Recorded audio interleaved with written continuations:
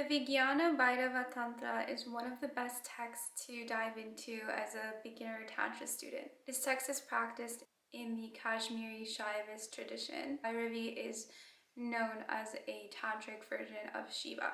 It describes 112 methods or techniques to practice daily as a meditative form of changing the way you think and changing the way you perceive reality.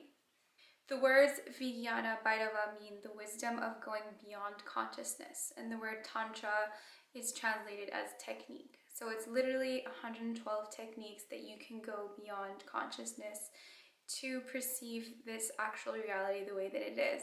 The way that it's set up is very convenient because you get to choose which of these methods work for you, and you can stick with them and practice them long term, and then switch them out and choose other techniques based on how you're feeling, what resonates with you. In these 112 methods, 9 methods work with the breath, 11 methods work with a mantra, 22 methods work with desire, 12 methods work on focus, 3 methods work with the concept of ease, 4 methods work visually, 10 methods work with light, 5 methods work with stillness, 12 methods work with omnipresence, and 11 methods work with logic. 7 methods work with consciousness, and 3 methods work on the void. I really love this text because it's sort of like the ancient original version of neural biohacking. It gives you methods that seem super simple, and on the surface it doesn't look like it can really affect any change, or it seems kind of just very abstract, but their magic is in how they actually affect you and shift your perception, shift your mindset, which in turn shifts your whole reality. Osho, whom I love very dearly and who also receives a lot of criticism from people, created the Book of Secrets, which really helped bring these techniques to the West. There's some debate as to whether Osho's techniques are an authentic translation, and really all of the translations of this text have little differences, and you don't want to get hung up on that.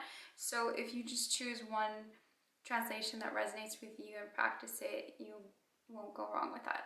Of course, the translation always depends on the character of the person translating and several other factors, their understanding of Sanskrit, their understanding of English. It really doesn't matter as long as you're getting a benefit from whatever translation you're reading and using the methods. You can't really go wrong with that. Also important to note is based on the translation you're reading, it'll seem like some numbers of the techniques are different in some text versus another, but overall they are pretty similar in the translations and in the numbers if you want to cross-reference different texts. Someone asked me which one of the 112 techniques that I liked, so I chose 3 of the techniques to share with you guys that really resonated with me and that I like to practice.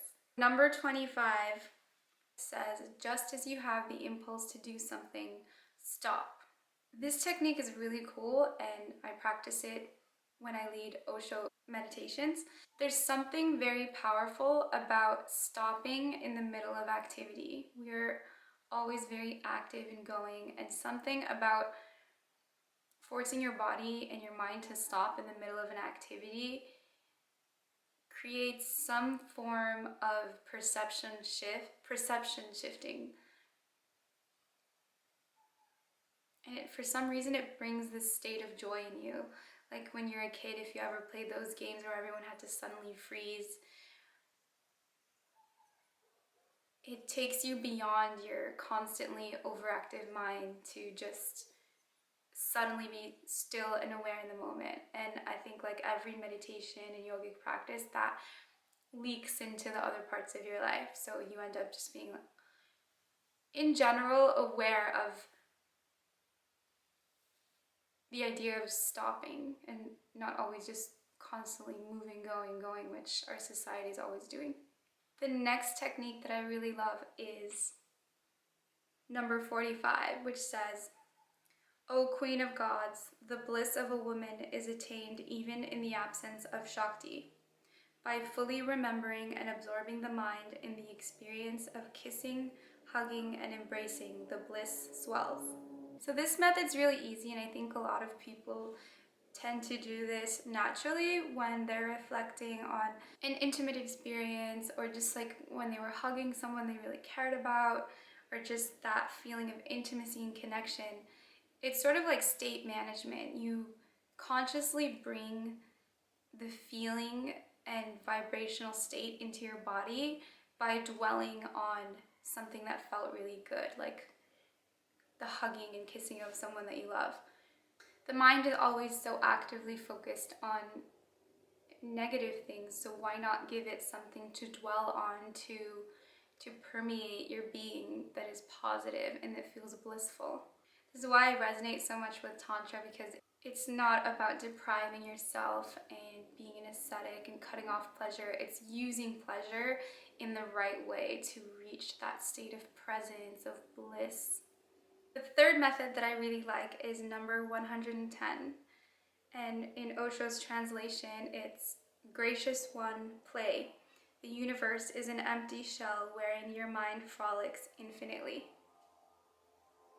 This is another self-explanatory one. I do believe our society is very, very serious, and I think seriousness leads to disease. It just leads to unhappiness. So we always think that the solution to things has to be hard, it has to be complicated.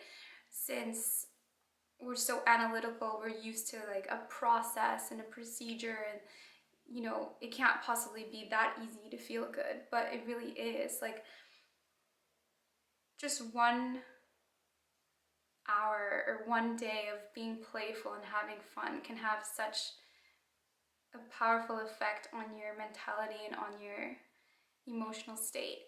People can go days in a rut of just serious work and concentration and focus on things that aren't really honoring the inner self. When you play, you're honoring your inner self. The reason children are so happy and adults aren't as happy is because children are constantly playing. Osho explains that even when we're working, we shouldn't be so serious and attached to our work that it becomes stressful attachment of, you know, needing certain results. Even your work should be a form of play, like you're just enjoying what you're doing. It's a joyful process, and that usually actually leads to even more success because you're detached and you're having fun.